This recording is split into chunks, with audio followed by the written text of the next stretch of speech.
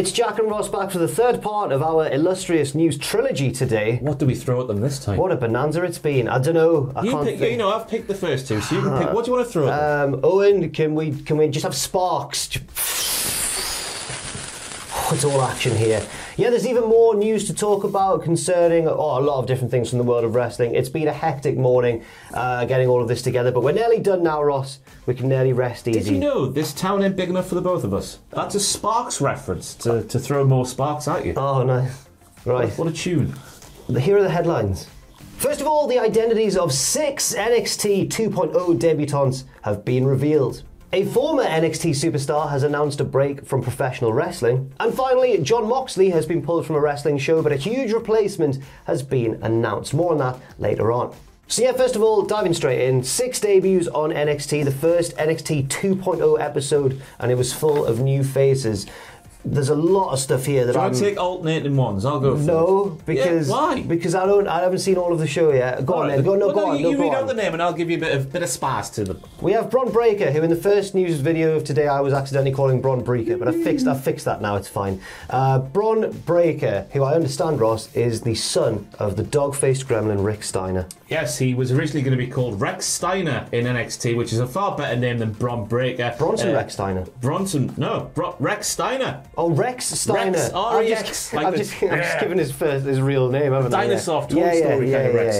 He's going to be called that because that's what his social media was all changed to, apparently so, and then they've pulled a flip reverse at the very end there and called him Braun Breaker. Breaker spelled with 2 Ks. Yeah. And he debuted last night by first and foremost being the first sort of new face to appear on his brand new NXT 2.0 by confronting LA Knight. Let me talk to you, Jack, because LA Knight, of course, was scheduled to be in that Fatal 4 main event match. He kicks off the show, as all 4 members of that match did, by cutting a small promo, and then he's confronted by Mr. Breaker. Then he says, "Hey, young whippersnapper, let's have a match," and then he loses in double quick fashion. LA Knight, you're not very clever. No, he's not very clever at all. Why would you do that on the night you've got a big title shot? And also, I think it's probably fair to say that Breaker looked good. He looked strong and powerful, and I think that's fine. But as you were mentioning, it's a strange decision for them to give him the name Braun Breaker while still keeping in references to the Steiner family name. Yeah, in his entrance he had the sirens a la Scott Steiner from, I guess it was more WWE vibe than WCW because we have the red lights and whatnot. And then we had his attire, which was very reminiscent of the Steiners from the early 90s. And then, of course, we had Vic saying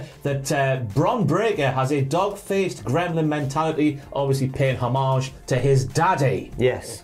His literal daddy. Right, we're on to the second debut now. Brooks Jensen, who teamed with Josh Briggs to lose to Imperium. Now this I've just read. Have you seen WrestleMania 2000? Because at WrestleMania 2000 you will see one professional wrestler steal the show, and that professional wrestler leaps off the top rope like a frog. And it's not Jeff Hardy. It's not Jeff Hardy. It's Bull Buchanan. Yes. And Brooks Jensen is the son of Bull Buchanan.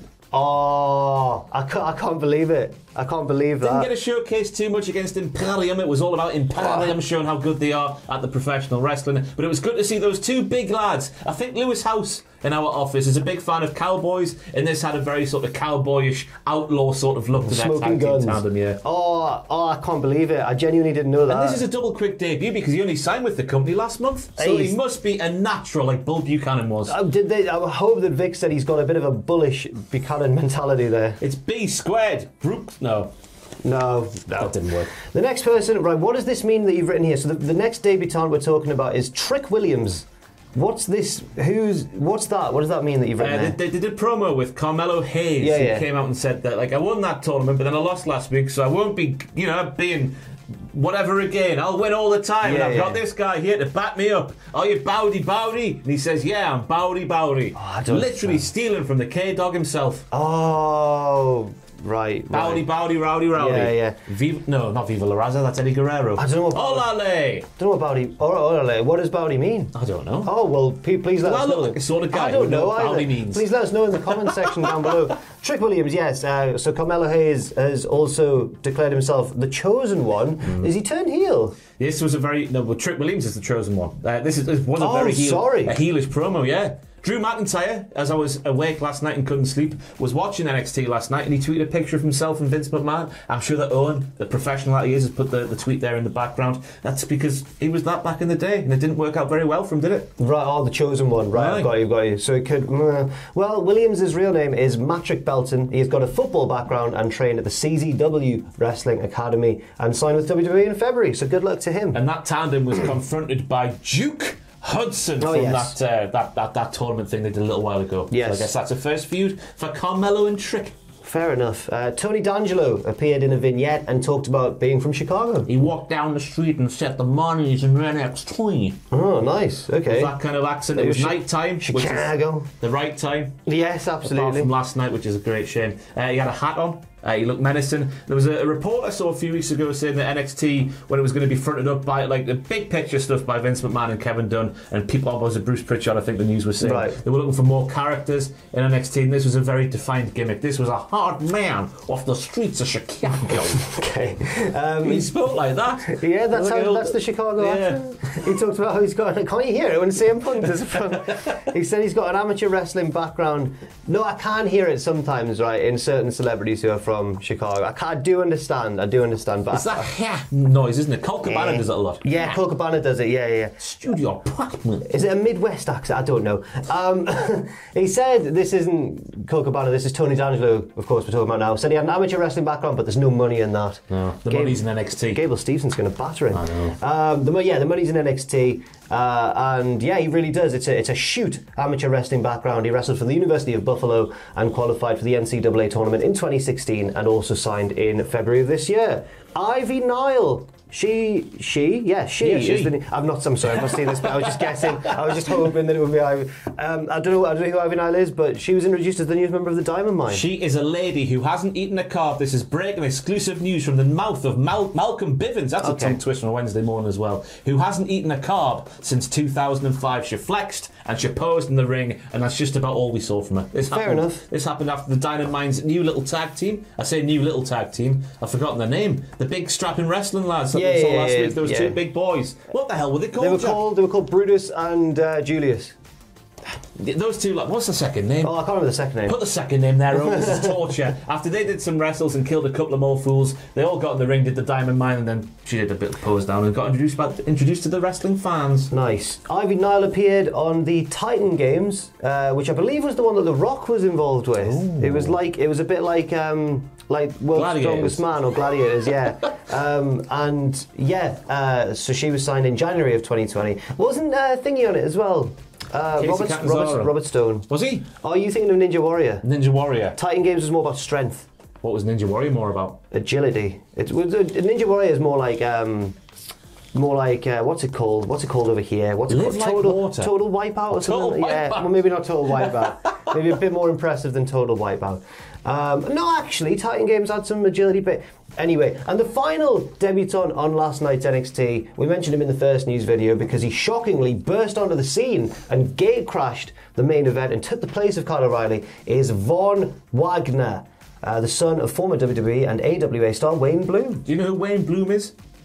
I haven't got a clue. No, I don't think of. I'm sure there'll be a picture there right now. Oh, I have a constant you really professional put Owen. You really put Owen to work. No pressure, Owen. But of course, last night we saw a huge angle. Kyle O'Reilly was supposed to be in that four-way main event. He was wiped out, total wiped out, in the NXT locker room by both Peter Dunne, as he would call back in the day, and Rich Holland. And then sort of Von Wagner appeared on the scene to go, "Hey, what are you doing, man?" We never heard anything. This is all like security cam footage. Okay. I think it was off the top of my head. I watched NXT, but I've got a foggy memory of it all. I've only watched bits and I'm Von Wagner was there going, "Hey, put him up, guys, you can't do that. He was a defenceless man and whatnot." He got introduced to the match. He's 6'5", he has long tights on, he did a couple of big moves. I think he was the one to sort of inadvertently bust open LA Knight, which led to the sort of downfall of him in that matchup there, which is a shame, of course. Let's have a moment silent for LA Knight last night.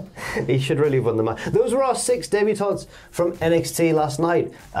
Big things to come. Big things to come indeed. On now to a bit more serious news, unfortunately, as Jake Atlas, formerly of NXT, of course, who was recently released from WWE, has announced that he'll be stepping away from wrestling. He made his first post-WWE appearance, actually, at Ring of Honor's Death Before Dishonor. Against who, Jack? Against Dick Golden Balls. I was trying to remember his real name. Cultaholic Wrestling Podcast fan will know Taylor Rust formerly Tyler Rust. Yes. But we call him Dick Goldenballs because no professional wrestler should ever be called Rust. Tyler Rust, formerly of the Diamond Mine. He's been replaced now by all those people that we talked about.